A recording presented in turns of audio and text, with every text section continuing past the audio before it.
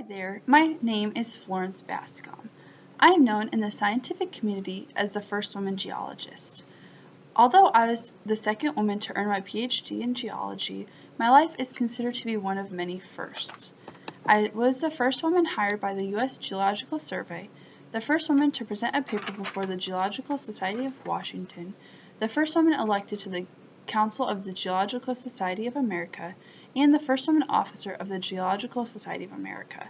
My interest in geology is due to a driving tour I went on with my father and his friend Edward Orton, a geology professor at this Ohio State University.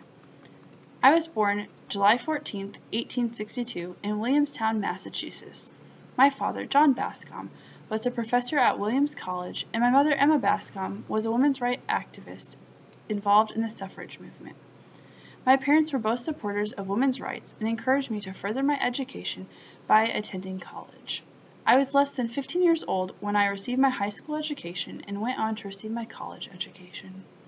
I earned my Bachelor's of Arts degree in 1882 and my Bachelor's of Science in 1884 from the University of Wisconsin. While in Wisconsin, I studied under Roland D. Irving and Charles R. Van Hise. They both taught me the new techniques that were emerging from the field of geology. I also received my master's degree in 1887.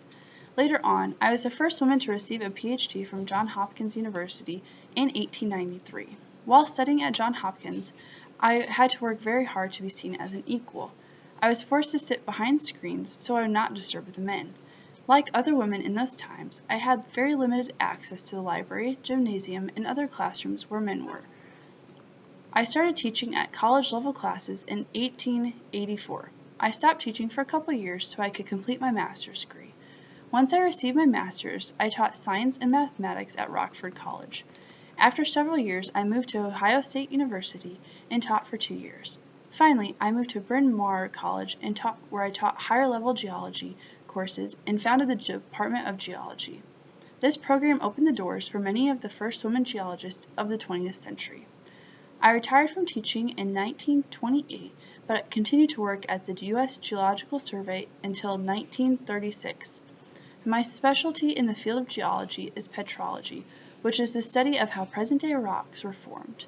Most of my research on this subject was from the Mid-Atlantic region, and from this research I wrote over 40 publications that are still relevant in the scientific community today.